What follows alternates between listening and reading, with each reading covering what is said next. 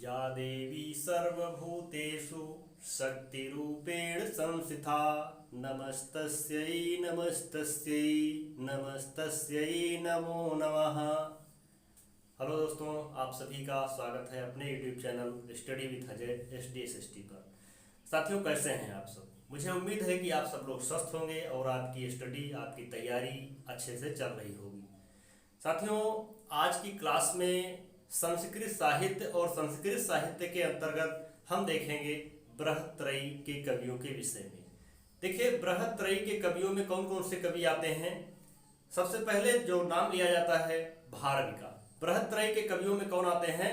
भारवी, उसके बाद फिर माघ और उसके बाद श्रीहर्ष। ये तीन कवि हैं और इन्हीं तीन कवियों को बृहत्त्रयी के अंतर्गत शामिल किया गया है। तो साथियों, इसके पहले वाली वीडियो में आप लोगों ने बृहत्त्रयी के अंतर्गत भारव से संबंधित जितने भी पार्ट्स थे, जितने भी चैप्टर थे, भारव से संबंधित जितने भी प्रश्न बनने वाले थे, उन सभी प्रश्नों को आप सब लोगों ने देख लिया है। आज हम बात करने वाले हैं माघ के विषय में। माघ के विषय में हम सब लोग बात करेंगे कि महाकवि माघ का क्या महत्वपूर्ण योगदान है और महाकवि माघ ने किस प्रकार से इस संस्कृत साहित्य के बृहत्त्रयी के कवियों में अपना पांव जमाया है। तो आइए शुरू करते हैं और देखते हैं बृहत्त्रयी के कवियों के अंतर्गत महाकवि माघ के विषय में। वो 7वीं शताब्दी के आसपास माना जाता है। माघ का जो जन्म समय है वो कब माना जाता है? 7वीं शताब्दी के आसपास माघ का समय माना जाता है। इसके बाद अगर हम बात करें कि माघ के पिता का क्या नाम था, माघ के पिता का क्या नाम था, तो माघ के पिताजी का नाम था दत्तक। माघ के पिताजी का क्या नाम था? दत्तक। साथियों, यदि यह वीडियो आपके लिए अच्छा है, आपकी तैयारी में कुछ सहयोग करता है, तो निश्चित रूप से आप लाइक करिएगा, कमेंट करिएगा और यदि आपने हमारे चैनल को सब्सक्राइब नहीं किया है तो सब्सक्राइब कर लीजिएगा, ठीक है, ताकि आपको इसी तरीके के मोस्ट इंपॉर्टेंट वीडियो मिलते रहें। साथियों, आगे देखते हैं इनकी माता का क्या नाम है। माघ की माता का क्या नाम है? तो माघ की माता का नाम है ब्राह्मी। माघ की माता का क्या नाम है? ब्राह्मी नाम है। माघ की माता का क्या नाम है? ब्राह्मी। और अगर हम बात करें कि इनका जो महत्वपूर्ण ग्रंथ है वो कौन सा है, इनका महत्वपूर्ण ग्रंथ है शिशुपाल वधम।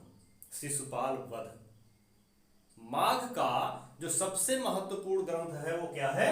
शिशुपाल वध है, ठीक। और माघ को एक उपाधि दी गई है, उस उपाधि का क्या नाम है? उस उपाधि का क्या कहते हैं? घंटा माघ। माघ को क्या कहा जाता है? घंटा माघ। तो ये तो था महाकवि माघ के विषय में थोड़ा सा परिचय।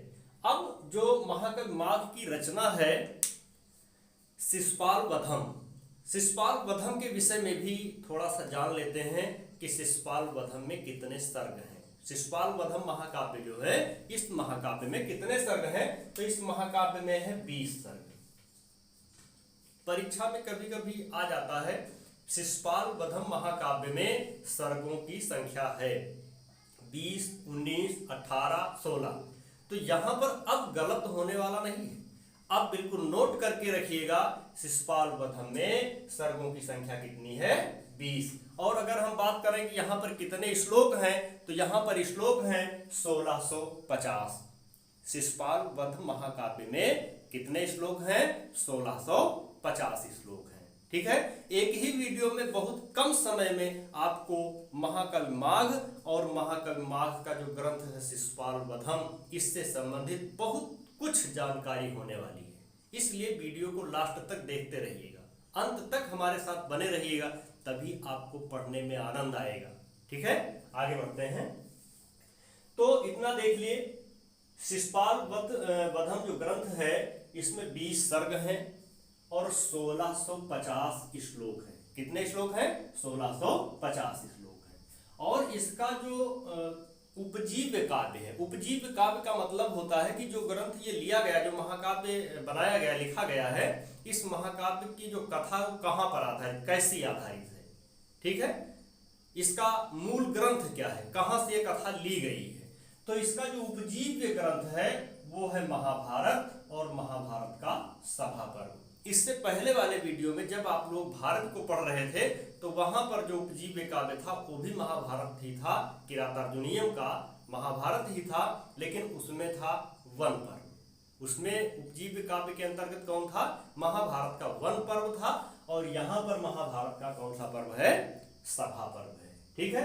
और अगर हम बात करते हैं इसके नायक कौन है, इस जो शिशुपाल वधम है इसके नायक कौन है, तो इसके नायक हैं श्री कृष्ण। शिशुपाल वधम महाकाव्य जो है इसके नायक कौन है, श्री कृष्ण है। शिशुपाल वधम महाकाव्य के नायक कौन है, श्री कृष्ण। और इसमें मुख्य रस कौन सा, इसका अंगिरस कौन सा है, तो इसका अंगिरस है वीर रस। ये भी वीर रस प्रधान महाकाव्य है। ठीक, आगे देखते हैं इसकी जो अब माघ के विषय में कुछ और बातें जो आप लोगों को बताई जा रही हैं, जो कि आप लोग जानते हैं। माघ की जो शैली है वो कौन सी शैली है, गौड़ी शैली। माघ की शैली कौन सी है, गौड़ी शैली है। और माघ ने किस छंद का प्रयोग किया है, माघ ने अपने काव्य में किस छंद का प्रयोग किया है, तो माघ ने अपने इस काव्य में मालिनी छंद का प्रयोग सबसे अधिक किया है। या ये कह लीजिए कि माघ का जो महत्वपूर्ण छंद है, जो बड़ा प्रिय छंद है, वो कौन सा है, मालिनी छंद है। कौन सा छंद है, मालिनी छंद है। और ऐसा कहा जाता है कि माघ जो है वो वैष्णव भक्त थे। माघ किसके भक्त थे, माघ वैष्णव भक्त कवि थे। और ये जो प्रारंभ किए हैं, लिखना प्रारंभ किए शिशुपाल वधम में, तो इसका जो सर्गारंभ है, जो प्रारंभ होता है और सर्गांत दोनों, सबसे पहले प्रयोग किया गया है स्त्री।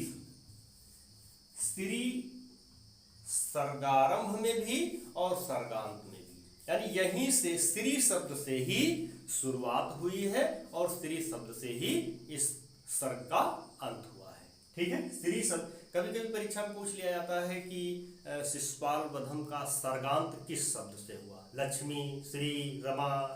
ठीक है, तो वहां पर ध्यान देना है कि जो शिशुपाल वधम है इसका सर्गारंभ भी स्त्री से हुआ है और सर्गांत भी स्त्री से हुआ है। माघ के विषय में एक सूक्ति बहुत ही प्रसिद्ध है, कहा जाता है माघे त्रयो गुणा। माघ में 3 गुण थे। किरातार्जुनीयम के लिए, भारत के लिए कहा गया भारवे अर्थ गौरव, केवल अर्थ गौरव के लिए प्रसिद्ध थे। लेकिन यहाँ पर जो माघ है, इन माघ के लिए क्या कहा गया है, माघे संति त्रयो गुणा। माघ में 3 गुण हैं, और वो 3 गुण कौन कौन से हैं, उपमा।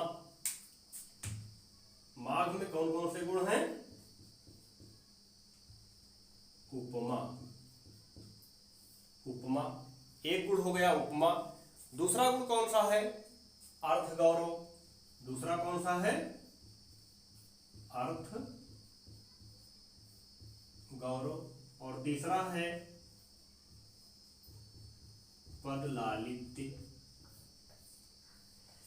ये 3 गुण होने के कारण उपमा, अर्थ गौरव और पद लालित्य, इन 3 गुणों के समावेश होने के कारण माघ को कह दिया गया माघे संति त्रयो गुणा, यानी माघ में ये 3 गुण मौजूद हैं। माघ में ये 3 गुण मौजूद हैं। तो ये इतनी बातें जो बताई गई हैं, ये सभी माघ के विषय में बताई गई हैं। और परीक्षा में कभी कभी एक शब्द आता है रैवतक। इसको कहा जाता है, एक पर्वत है जिसका नाम है रैवतक पर्वत। तो कभी कभी प्रश्न बन करके आ जाता है कि रैवतक पर्वत का उल्लेख किया गया है। अब उसमें 4 ग्रंथ दे दिए गए। रैवतक पर्वत का उल्लेख किया गया है किरातार्जुनीयम में, रघुवंश महाकाव्यम में, शिशुपाल वधम में, या इनमें से कोई नहीं। 4 विकल्प दे दिए गए। तो ये ध्यान रखना है कि शिशुपाल वधम में ही रैवतक पर्वत का उल्लेख किया गया है। तो साथियों, आज की क्लास में, आज की इस वीडियो में सिर्फ इतना ही। और मुझे उम्मीद है कि यह वीडियो आपके लिए काफ़ी महत्वपूर्ण होगा।